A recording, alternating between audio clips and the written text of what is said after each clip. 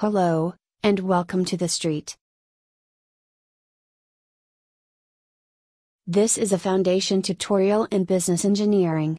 And specifically, the banking case study, part 1. There are other case studies, reflecting different industries, in this series. Hello. I'm Jeff, Robot-in-Chief here at Certainty Street. Along with my robotic subordinates, I welcome you to this intro to the banking case study, used in many of our courses. As always, we start at the beginning with basic principles. And I'll ask Janine, my googly-eyed junior robot colleague, to explain. She's not bad looking for a robot. Hello. I'm Janine. Jeff really is a flatterer sometimes. But never mind, down to business.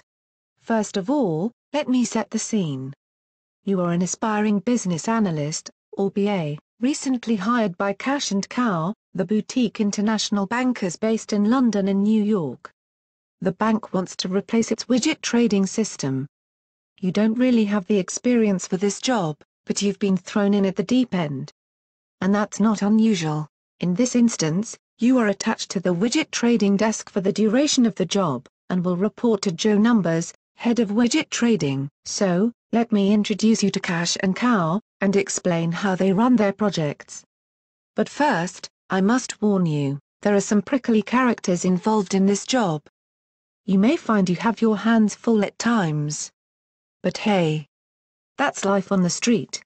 Cash & Cow is a small, prestigious British investment bank that has expanded internationally, and now has a New York office staffed by Wall Street go-getters. They describe their London bosses as a bit behind the times.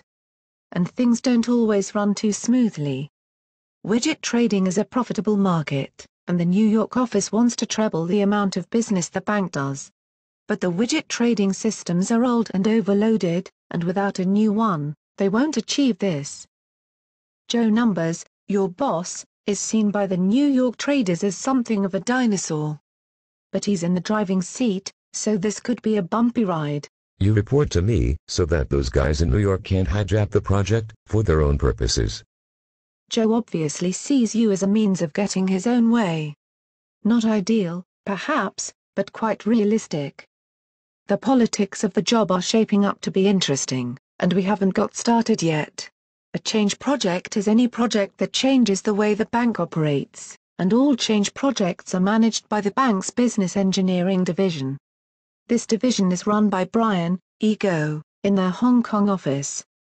Things are basically simple. In warfare, take no prisoners. It gets more and more interesting, don't you think?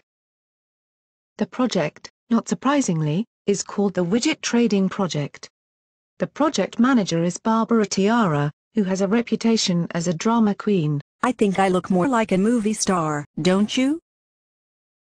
Thank you, Barbara. It could be worse, I suppose. This, then, is how the project looks. Joe Numbers has agreed your terms of reference with Brian E. Goh. And in this case, they cover 5 distinct tasks. Firstly, you must discover what the trading desk wants from its new widget trading system. More precisely, you need to determine the exact objectives and requirements for this new system. Secondly, you need to propose an outline solution for approval by Joe Numbers, head of widget trading, your immediate boss. Thirdly, you must communicate both the requirements and your outline solution in a format that the system developers can understand and run with. Based on your input, Barbara Tiara will then launch a project to build a real solution, and you must monitor the project to ensure it is delivering what Joe Numbers wants. Finally, you must then test the system to ensure it meets all the requirements laid down for it. This job is scheduled to take 18 months, and cost $12 million, so it is hardly a trivial piece of work. This will require a whole battery of tools and techniques that you might not yet possess. But don't worry, you can learn these, right here on the street. In other videos, we will see how you organize yourself, and how the project unfolds, and with that, it's back to Jeff. Hello. Jeff again. I hope you enjoyed our little video. Don't forget there is a transcript of this video on this thread, next to the video icon. You will also find any key principles, and all key terminology used in this video. And do check out the other videos in this series, and with that, it's goodbye from me. And from me. Bye. You have just watched a video tutorial in business engineering, from the street. Don't forget to see the other videos in the series. Bye for now, from everyone on the street.